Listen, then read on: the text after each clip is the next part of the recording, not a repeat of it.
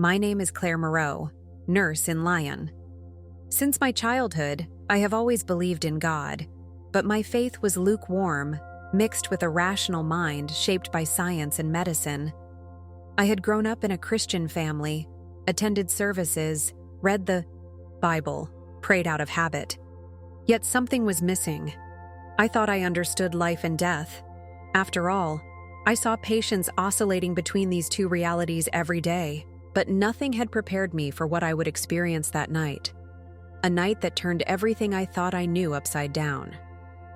What I saw, felt, and understood transformed my existence forever. This testimony is not a simple story. It is a truth that I can no longer keep to myself.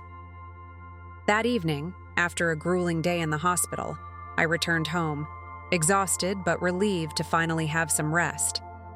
The smell of disinfectant and the echoes of the machines still echoed in my head. My job constantly exposed me to suffering, and I eventually hardened my heart, telling myself that it was all just part of the natural cycle of life.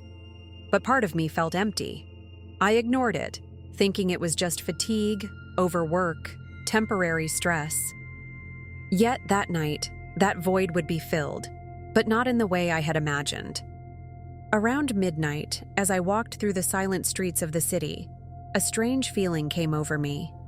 A cold shiver ran up my spine, and an irrational fear gripped me. Everything seemed normal around me, but an inner voice told me to pray, to be wary. I ignored this warning, thinking it was just my imagination. After all, I believed in God, but I wasn't living true faith. My confidence was based more on logic than spiritual power. And yet, a few moments later, my life shifted into another dimension. What happened next was the most disturbing and intense experience of my life. An attack, a feeling of being torn from my own body, a vision of an invisible world that I had never suspected. I was about to discover a reality that most people do not perceive. What awaited me beyond that moment was far more frightening and revealing than anything I could have imagined. And that's where it all began.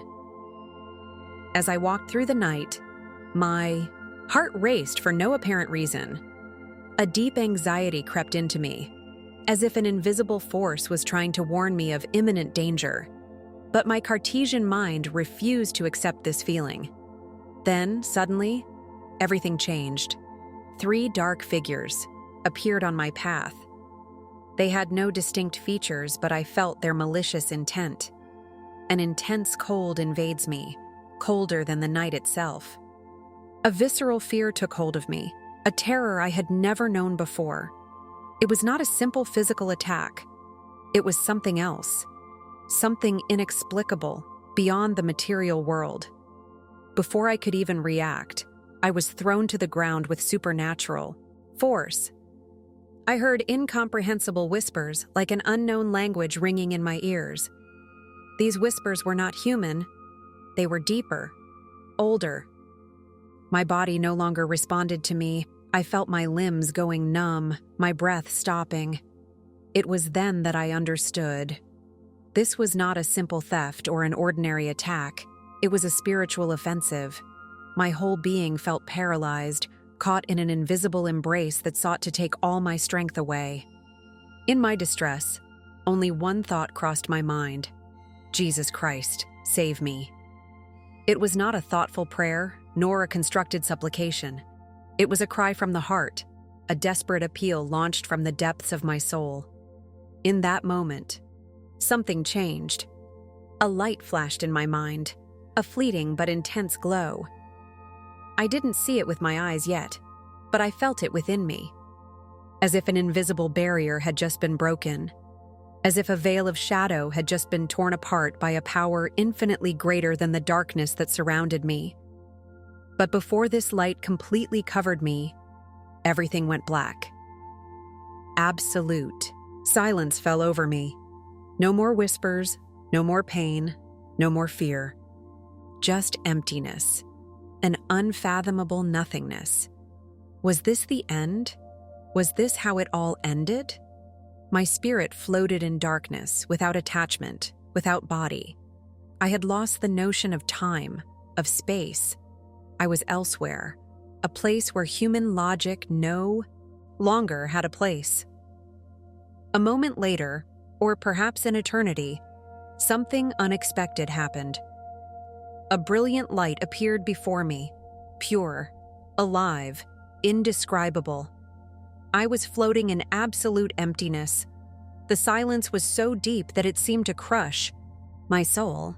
No sound, no movement, just endless darkness. However, this nothingness was not empty.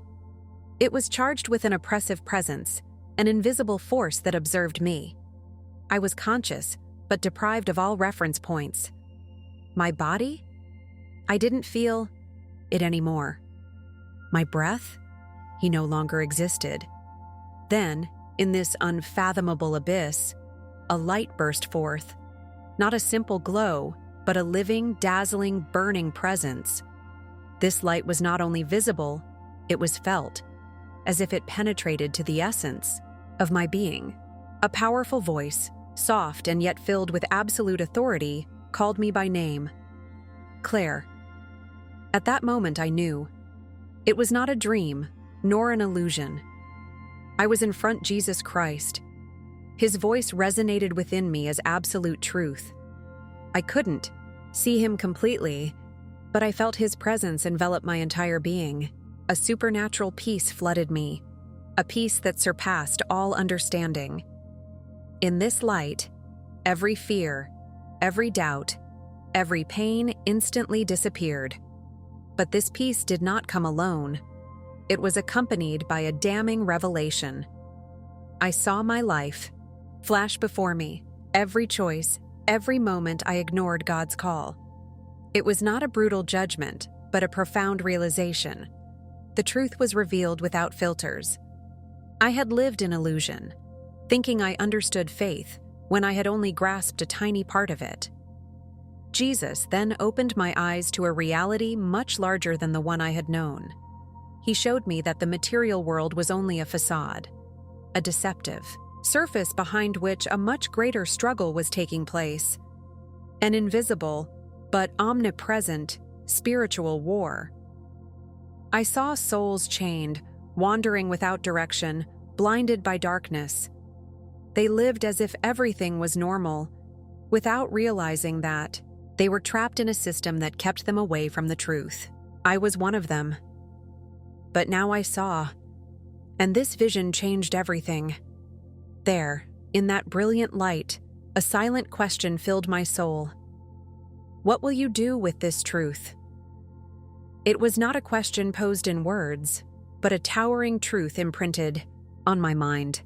I understood that this revelation was not for me alone. I had to testify. I had to tell the world that we live under the influence of a lie, that the enemy uses ignorance to keep souls away from salvation. And as that realization washed over me, I felt a force pulling me back, tearing me away from that light.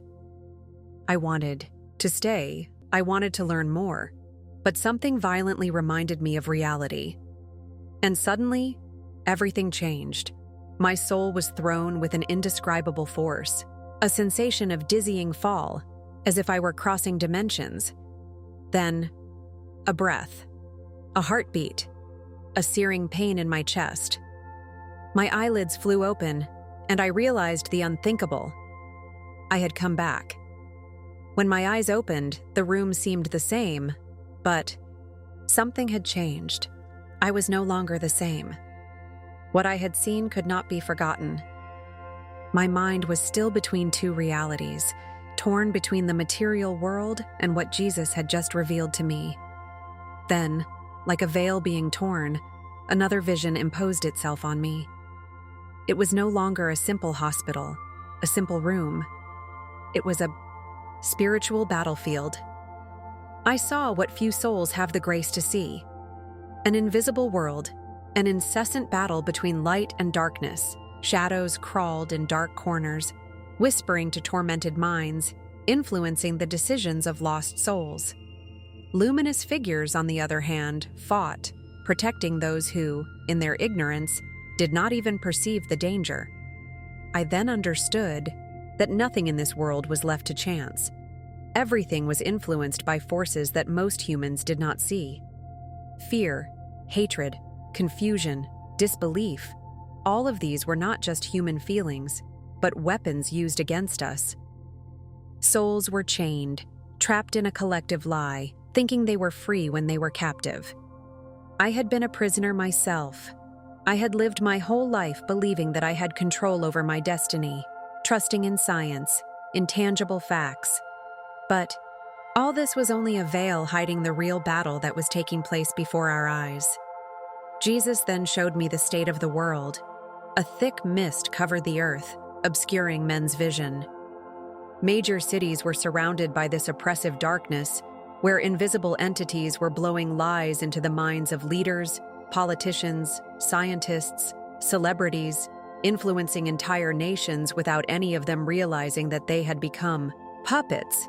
Media, education, entertainment, everything seemed designed to lead souls away from divine truth. The darkness was advancing, and the worst part was that almost no one saw it coming. But in the middle of this darkness, points of light appeared. Men and women of faith, true disciples of Jesus Christ, shone like stars in the night. Their light pierced the darkness, defying the forces that sought to engulf the world. Some prayed fervently, others announced the gospel despite persecution.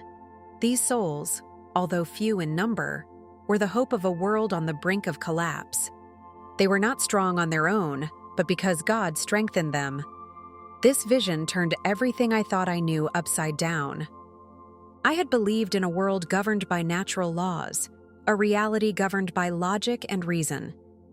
But in an instant, Jesus had opened my eyes to a war much older and much larger than any human battle. This was not simply a battle between good and evil, as in the stories. It was a battle for every soul, a war where the enemy fought not with visible weapons, but with deception, distraction, and illusion. And the worst part is that most people lived without even being aware of it. The vision Jesus showed me intensified. The darkness thickened, covering the earth like an oppressive veil. I then saw something even more frightening. The world as it would become. It was no longer just a hidden spiritual battle, but a visible oppression, a radical transformation of society. Entire crowds walked like shadows, blindly following orders dictated by an oppressive system. Christian values were mocked, erased, banned. Those who refused to conform were isolated, persecuted, silenced. Jesus showed me how world leaders were not just powerful men, but pawns controlled by invisible forces. Evil entities whispered in their minds, giving them ideas, strategies, laws to distract people from divine truth. What looked like political or economic decisions were in reality just a well-orchestrated plan to weaken the faith, destroy the church, and enslave souls. Everything seemed orchestrated with diabolical precision. Then, in the center of this darkness, a figure emerged. A charismatic man, loved by the crowds, adored as a savior of the world. He promised peace, prosperity, the unity of nations. But it was just a mask. His gaze was empty, and behind his seductive smile, I saw the most absolute darkness. The Antichrist. The one the scriptures have spoken of for centuries, 2 Thessalonians 2:3-4. He rose as master, and the nations bowed before him without resistance. He established a system where everyone had to obey, where those who refused were considered enemies of progress. The persecution of believers became relentless. Churches were closed, the Bible banned, prayer considered an act of rebellion. Those who continued to proclaim Jesus Christ were hunted down, imprisoned, executed. The media spread lies, subverting the truth, making Christ's disciples look like dangerous fanatics. The world celebrated this new era without realizing that they had fallen under the influence of the enemy. But amidst this chaos, a glimmer of hope remained. A small remnant of the faithful resisted, hidden but powerful by faith. Their strength did not come from themselves, but from God. They had neither weapons nor political influence, but their prayers shook the foundations of darkness. They gathered in secret, shared the word, supported those who were persecuted, and, despite the terror that reigned, Jesus was with them. Amidst this growing oppression, as the Antichrist extended his reign and the world descended into darkness, there was a small remainder left. A group of men and women, weak in the eyes of the world, but powerful through their faith in Jesus Christ. They had no army, no wealth, no social status, but they had something that the system in place could not take from them: the presence of the Holy Spirit. They were not superficial religious people, but true disciples, ready to lose everything, to remain faithful to God. These believers were not hiding out of fear, but because they knew that their mission was not yet complete. They met in secret, praying in houses, in forests, in abandoned basements. They fed on the Word, memorizing the Scriptures because they knew that soon the Bible would be completely banned. Their faith was tested every day, but instead of weakening, she was growing stronger. As in the days of the first Christians under the Roman Empire, they knew that following Christ would cost them everything, but they also knew that their reward would be eternal. Jesus showed me how persecution did not destroy them, but purified them. Some were captured, tortured, executed, but their faith never wavered. The world despised them, called them extremists, fanatics, enemies of progress. But in the eyes of heaven, they were heroes of faith. Hebrews 11:36-38. I saw angels surrounding them, strengthening them, protecting them. They did not seek to defend themselves by human force, but by intercession, praise, and absolute obedience to God. And then, in this vision, I saw something overwhelming. Miracles were happening among them. As the world descended into fear and confusion, they lived under supernatural provision. God opened impossible paths, fed the hungry as he did Elijah in the desert, 1 Kings 17:6, healed the sick without medicine, revealed safe routes to those fleeing persecution. The enemy thought they would crush them, but they were getting stronger. As in the story of Moses, the more Pharaoh oppressed them, the more they multiplied. Exodus 1:12. Their light shone through the night, attracting those who desperately sought the truth. Souls who had believed the lie of the Antichrist began to open their eyes. Some leaders, previously manipulated by darkness, began to doubt. The truth they had tried to hide could no longer be contained. A final fight was approaching. The time for the ultimate confrontation was near. And it was then that Jesus showed me the most awaited event in the entire history of humanity. As darkness seemed to have engulfed the entire earth, an invisible tension filled the air. The time had come. The whole world was plunged into fear, into confusion, into total chaos. The Antichrist, believing he had consolidated his power, stood arrogantly, proclaiming his supremacy over humanity. But suddenly the sky opened. A brilliant light tore through the darkness, brighter than 1,000 suns. A trumpet sounded, a sound so powerful that it echoed throughout the depths of the earth. Jesus Christ was coming back. I experience his return with my own eyes, as described in Apocalypse 19:11-16. He no longer came as the lamb sacrificed, but as the King of Kings, the Lord of Lords. He rode a white horse, and his gaze was like a flame of fire. A heavenly army accompanied him, a multitude of angels and saints dressed in white. The whole world stopped. The rulers, the mighty, the proud who had rejected his name trembled in terror. They had believed they could reign without him, but the true sovereign was returning to claim his kingdom. The heavens burned and a battle broke out. The forces of darkness, led by the Antichrist, raised an army to oppose the Son of God. But it was a losing battle. A single word from the mouth of Jesus is enough to defeat his enemies. Like lightning that splits the sky, the evil was destroyed in an instant. The armies of the world that had followed the Antichrist were consumed, the demonic powers thrown into the abyss.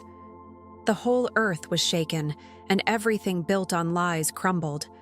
Those who had kept the faith, those who had been persecuted, those who had refused to bend the knee to the system of the Antichrist looked up and wept for joy. Their Savior was there. Their loyalty, their suffering, their prayers had not been in vain.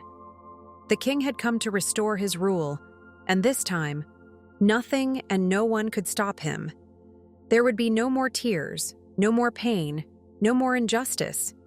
The prophecies were being fulfilled before my eyes. Revelation 21:3-4. And as this vision reached its climax, I understood one essential thing. This return was not a legend, nor a distant promise. It was real, imminent. The world is moving towards this hour, whether men believe it or not. Jesus returns, and those who are not ready will be caught off guard. It was not a vague warning, but a cry of alarm. We must prepare. Everything suddenly disappeared. The light, the battle, the open sky. I was thrown backwards, brutally torn from this celestial vision. A violent shock shook my being, as if my soul were being sucked in by an irresistible force. Then, a breath. My breath. My lungs filled with air, my heart began to beat again. I was back. I opened my eyes suddenly, dazzled by the harsh light of the neon lights above me. The noise of the machines, the incessant beeping of the monitors, the murmur of the nurses around. I was in the hospital. A commotion was heard. The doctors and nurses around me looked shocked. One of them whispered, "It's impossible." She was gone. I then understood the inexplicable. I had been clinically dead for 10 minutes. No cardiac activity, no vital signs, and yet I was back. I didn't know how to explain it, but I knew why I was there. I hadn't just survived. Jesus sent me back to testify. What I saw was not an illusion nor a dream. It was the truth. My body had returned, but my mind still carried the weight of this revelation.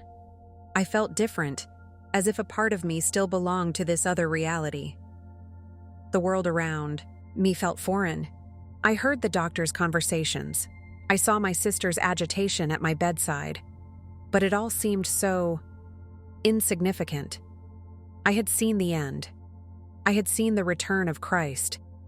How could I continue to live as before, as if nothing had happened? I had to speak. When I tried to explain to my sister what I had seen, she looked at me in disbelief. "You just had a hallucination. It's normal after trauma." But no, I knew it wasn't an illusion. Every detail, every word of Jesus, every scene engraved in me was more real than anything I saw around. The world might not understand, but I couldn't keep quiet. So I began to share my testimony. Some listened to me with wonder, others with skepticism. But it didn't matter. I had a mission. Jesus did not bring me back to keep silent. Time was short. The darkness was advancing. The world had to know. You have now heard my testimony. But the real question is, are you ready? The return of Jesus.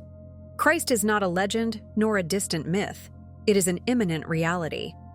The world is hurtling towards its final destiny, and the spiritual battle I have witnessed is intensifying. Open your eyes while there is still time. And you? Have you ever felt this invisible struggle around you? Have you experienced something supernatural that shook your faith? Share your story in the comments. Your story may touch and awaken someone else.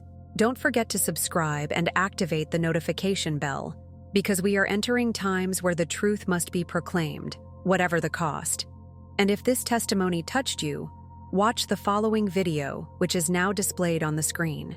It contains an even deeper revelation about what awaits us in the days to come. May God bless you and strengthen you.